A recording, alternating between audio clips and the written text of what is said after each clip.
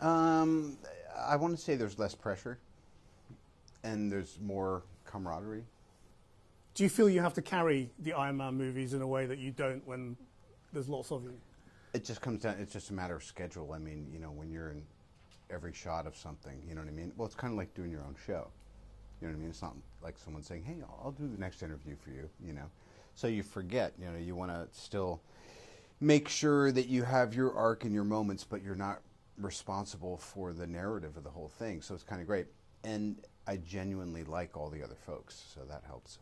Were you a superhero fan as a child or as a teenager? Or I suppose as a Westerner, as an American, it's just so part of the kind of kid culture, you know? I wasn't like a nerd about it or anything, you know? But I'm definitely you know, all the old TV stuff and the comic book stuff has influenced me. Iron Man is such a different superhero, though, isn't he? In that he's self-made, Sure. he's arrogant in a very appealing way. Right. Was that what you brought to it, or was that there? It was always inherent in the comics. And, you know, Stan Lee, back in the 60s, it was really kind of a Vietnam era sort of fabrication, you know, and he was under pressure to keep coming up with new characters. And so he kind of did this mosh of things. And who'd have thought all those years later that it wound up being the character that differentiated this universe from other comic book worlds, and here we are, you know. What difference do you think it makes that he's a self-made superhero? I think more than anything, I always played it like he's a guy who's in big business that you may or may not have judgment on. He's an arms dealer. And the metaphoric significance of having a piece of shrapnel from one of your own warheads blow up, and then you actually have to build something to save your own life. I always thought that to me is just, it's kind of a new myth. Could you explain the idea behind Ultron? I mean, what is the real fear here? In Tony's mind, the idea behind a team like this is for the team to retire, because the odds are that one or all of them are going to get bumped pretty soon. So his idea is pretty altruistic. He's thinking, how can I put us out of business and still have a big bouncer at the door of our vulnerable little planet? And that's why he does what everybody fears, which is unleash this monster. Right. Well, clearly he doesn't do it to unleash a monster. It's co-opted.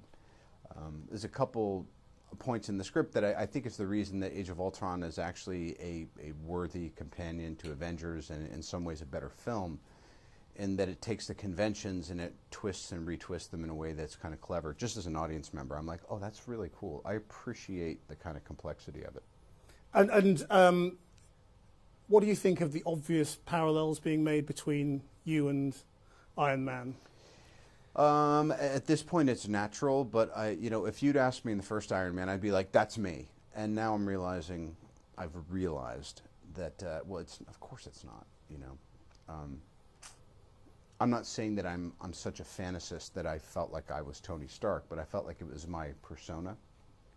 But none of us are our personas. But he's becoming a much more likable character as well, isn't he? I suppose a better so. man. Yeah, he's becoming a better guy. You know, in a way that you are as well, I suppose. Sure. I mean, what I'd really like to ask you about a quote you gave to the New York Times, and I don't want to pry, so if you don't want to talk about it, that's fine. But what you said to the New York Times once was, it was after your incarceration, and you said, you can't go from a $2,000 a night hotel suite to a penitentiary and understand it and come out a liberal. And I just wondered what you meant by that. Well, the funny thing is, and I appreciate your point of view, things that you said 5-7 years ago, or things you said in an interview that made sense to you at the time, I could pick that apart for 2 hours and be no closer to the truth than I'd be giving you some half-assed answer right now. I couldn't even really tell you what a liberal is. So therein lies the answer to your question. The statement sort of stands by itself, doesn't it? I mean, does that mean you're not a liberal, or that you came out of prison not being a liberal? Are we promoting a movie? To me, the thing is that I'm certainly not going to backpedal on anything I've said, but I wouldn't say I'm a Republican or a liberal or a Democrat. I think when I was talking to the person who was doing the interview that day, and that just happened to be my opinion. That's the nice thing, is you can have opinions and they kind of change and flow.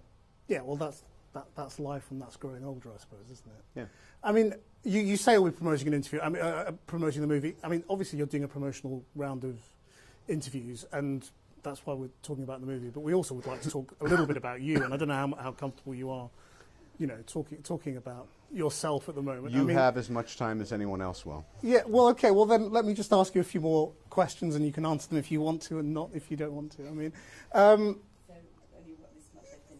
well, I think we've got 3 more minutes on our agreement. Your foot's starting to jump a little bit. You better get to your next question. The reason I'm asking about the past is that you've talked in other interviews again about your relationship with your father and the role of all of that in